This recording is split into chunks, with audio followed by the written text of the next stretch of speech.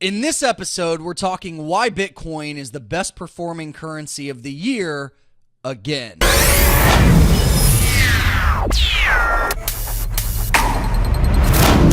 So coming up on the end of 2016, it looks like Bitcoin is going to be the best performing currency again after being the number one performing currency in 2015. And I want to just talk about why that happened. You know, right now is just a really exciting time for Bitcoin. And I want to start by taking a look at the past 3 or so years of Bitcoin's price history and just talk about the macro view, and then we'll talk about what's happening right now. So actually back in the end of 2013, this is when Bitcoin went from about $100 all the way up to over 1,000. I call this the China bubble of 2013, and this is where I did my first blog post and video about Bitcoin, basically as a warning, saying I thought that it was overbought and that this went up way too fast and that it was going to come down. And sure enough, throughout most of 2014 was the bear market for Bitcoin, where, you know, went from over 1,000 and dipped into the high 100s in early 2015. And so for me, this was just a really fun year to trade it. I was long, I was short, you know, I was testing different ideas and different ways of trading it. And then in 2015, I was basically looking at where price came back to. So, you know, if you look at where this price was, and look, hindsight is always 2020, right? It's always easy to look back and go, oh, well, I woulda, coulda, shoulda bought there. But what I did is I actually bought at 188. We sent out a trade alert because this was at the pre-pump prices. This is, you know, down where I thought Bitcoin was a great value. And then you'll notice for most of 2015, Bitcoin basically stabilized and flatlined. So there wasn't a ton of volatility in 2015, but it was holding up. And this is where we just started accumulating for the long term. So basically I was just like trying to buy and hold Bitcoin as much as I could. And then in the late part of the year, we saw a nice little bull run.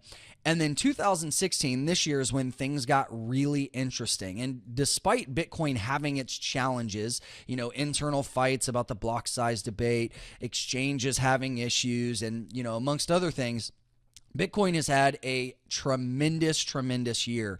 And you'll notice, you know, we had a breakout in the summer of this year where we went from the mid 400s all the way up close to 800. And then Bitfinex, basically the biggest USD exchange, had several hacks and several big problems. And then this is also where the Dow hack occurred, and Bitcoin ended up crashing temporarily from the mid 7s down into the 500s and then stabilized. And you'll notice there's price action missing here on Bitfinex. This is where I was actually in a short, and Bitfinex went down, and not only did I not get to profit on that short, but I actually lost part of my account because of that. And so bye-bye Bitfinex. And then, you know, throughout the second half of the year, it was interesting. Despite the problems that Bitcoin was having, it actually held up. And you'll notice we've been ramping up. And then just recently in the last part of December here, we've had another big breakout. And I find it really interesting how, you know, when Bitcoin is cheap, you know, like throughout 2015, a lot of people thought I was crazy buying around the 200 mark. Everybody was writing Bitcoin off, right? And it seems like, you know, in the summer of this year and then now in the later part of December, this is when I start to get the messages. Chris, is it too late to buy Bitcoin? You know, should I buy Bitcoin? And my message is always the same. You know, if you go back and watch my videos, I'm not a financial advisor. I'm not going to tell you what to do, but you have to trade and invest smart. And there is a difference between actively trading and investing. Investing is for the long term. It's a store of wealth, a store of value. Trading is an activity that you do to continue to grow that, to continue to grow your position size, right?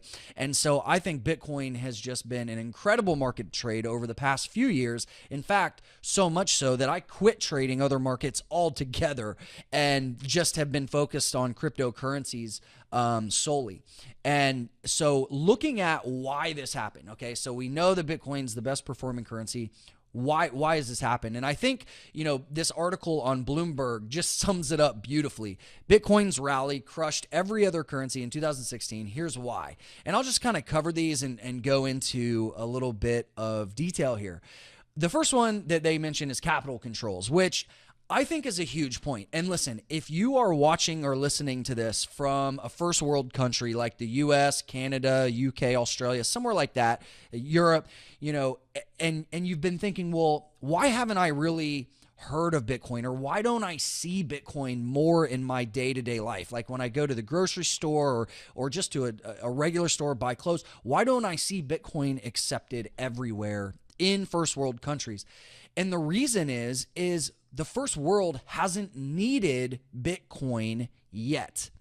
It hasn't served the first world because we have credit cards, we have Apple Pay, we have FDIC insured bank accounts.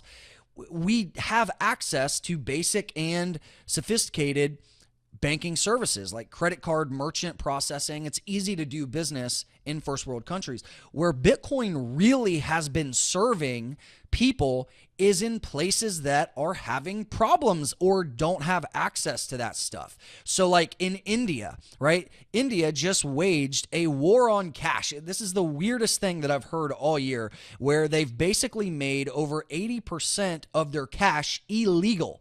And they have basically made people wash their cash, meaning you have to bring it in and you have to exchange your old bills for new bills. And if you bring too much cash in, guess what? You're going to get taxed, right? So more government theft. And to take it a step further, they're also placing a war on gold. Now, if anybody knows anything about India, Indians love gold, right? If you have ever been to a wedding, it's incredible. They pass it down generation to generation. And it's a store of value. It's a store of wealth. And it's a beautiful thing. And the problem now is the government is limiting how much gold people can own, which is just insane. But it wasn't too far in the distant history that we actually had gold illegal in the US, right? So I just want you guys to think about one fact. India has over 1 billion more people than the US. Right? Look at the US. We have a pretty significant population, I think 300 or 400 million. India has about 1 billion more people than we have in the US, and they're facing a crisis. And if you look at a chart of local Bitcoin volume, so just human-to-human transactions, you'll notice India is just now starting to pick up volume. I mean, the volume in India is still very, very insignificant. And I think there's tremendous upside here. So, if you look back in 2013, there was basically nothing. And then a little bit through 2014 and 15. But 2016, we're just now in the end of 2016 starting to see big spikes in the volume coming from India. And I just want you to think, like, what happens if even a smaller portion of that population uses Bitcoin as their main medium of exchange, their main form of money? Also, China also has 1 billion more people than the US, and they're having a crisis where they're letting their yuan get devalued. The stock market has had a really tough year, so that is just something that I think is probably the biggest driver, is countries with massive populations that are just screwing up their currency in so many ways. And then hyperinflation in Venezuela. So as you guys probably know that watch my stuff, a couple months ago, I went down to Central America and I wanted to investigate what was actually happening. And I met with some leaders in the cryptocurrency space and got a first seat view as to what was really happening. And I'll tell you just a quick story of when I was at a restaurant in Panama City in Panama. I was actually talking to this waitress, and she was Venezuelan, and I said, well, what are you doing here? And she said, well, I came here to work and send money home to my mom who's sick. She's in Caracas, and she can't afford medical bills or her medical supplies, and doctors are leaving the country, and she was almost in tears trying to serve us food. And I said, when you have a minute, come back. I want to talk to you about this. And she said, she was working for basically nothing. Granted, she was earning US dollars, which is more than she could make in Venezuela. But she said because of the hyperinflation and because of the cost of sending money home, she's basically barely able to survive, let alone give her mom money. Guys, this is like real stuff. This is more than just speculating and trying to make money trading. This affects people's lives. And so I explained Bitcoin. I connected her with some websites of some services that are helping helping cross-border remittances. And so Bitcoin is having very real-world effects. So all of these pseudo-economists and wannabe people that come out of the woodworks whenever Bitcoin's price goes up and they all of a sudden have an opinion about Bitcoin, before you take a stance on it, and I've seen a lot of negativity from people that just don't know anything about Bitcoin recently, before you start trashing it as just some bubble and speculation, take a look outside of your bubble. If you look in the US and you're like, well, I don't see Bitcoin anywhere, so it's not that big of a deal.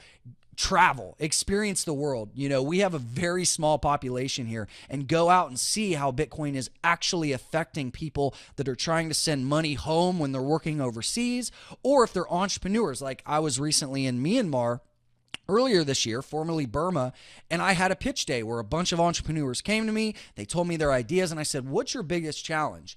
And their biggest challenge was accepting payment. In Burma, Myanmar, it's a cash-based society. People don't trust banks. They literally keep cash under their bed, and that limits what entrepreneurs can do. They are limited to basically buying and selling from people they can see face-to-face. So I told them about Bitcoin and how they don't have to have some government approval to start accepting Bitcoin for payment of products and services. And now there are coders, there's, digital service providers and entrepreneurs that were recently farmers or fishermen that are now making more money in a week than they used to make in a year. It's absolutely incredible. So that's why I love the cryptocurrency space. It's more than just speculation for me. I think that currency competition, you can quote me on this, currency competition is probably the best thing to happen to capitalism and pulling people out of poverty that we'll see in this century. It is the most powerful tool, because for so long, fiat currency and the US dollar has just been accepted as the world reserve currency. And that's okay. It's fine, but it's limiting. And we're now moving into a new era. And why not have competition between currencies? Bitcoin is the top one today. But as I've always said, if something better comes along that actually proves to operate better, I'm all for that. I'm not a Bitcoin pumper. I'm not a Bitcoin, just out there saying how this is going to change the world and everybody's going to use it. I don't know. It's still a very risky thing. But getting back on topic, I know I went on a rant because I'm really passionate about this stuff. Let's talk about some other reasons why it's the top performing currency. The slowing supply growth. So basically, Bitcoin, the halving happened this year, where every 4 years, the new Bitcoin, the new rewards that come out are cut in half. And so you can see one thing that I think is really interesting is over 75% of Bitcoins have already been mined. And that number is going to get slower and slower and more competitive to make money mining over time, right? And so, with 16 million coins in circulation and a lower supply, that's obviously a reason why the price has gone up. And, just a couple other things, talking about user adoption, you can see the total number of transactions a day from when, the first inception in 2009 all the way to 2012, there was hardly anything happening, right? This is the early adopter phase. And then around 2013 and 14, it started to gain some traction, right? This is where Bitcoin really just started to gain some traction in first world countries, and people started to understand it and speculate. But then you'll notice in 2016, look what happened. I mean, really, we're just seeing some rapid growth in the transaction volume. But even at, 500,000 or less than 500,000 transactions a day, that's nothing compared to what we could see. So comparing the price to the market cap is also an important thing. And if you'll notice, we are right in line with the all-time market high with the market capitalization, meaning the total value of all Bitcoins in circulation. And so I think that's a leading indicator. I do think that we're going to see more incredible volatility in the near future. I'm bullish on Bitcoin long term, as I've always said, but when it comes to investing, if you're looking at Bitcoin for the first time now, you have to be smart. You don't want to chase highs, you don't want to chase FOMO or fear of missing out bull runs. And I think everybody should learn how to do both, trade and invest in it. So I hope this video is helpful, guys. Again, I just wanted to do a quick video to say I hope you guys had a great year. This has been an incredible year for Bitcoin, and I think next year is going to be an even better year for user adoption and hopefully innovation. And so if you guys have any predictions or questions or thoughts on why Bitcoin is where it is today, feel free to leave a comment or a question. Share this with your friend. Anybody that is interested in getting into Bitcoin, throw them this way. Let's spread this message and help some people out. So have a great one, and I will talk to you soon.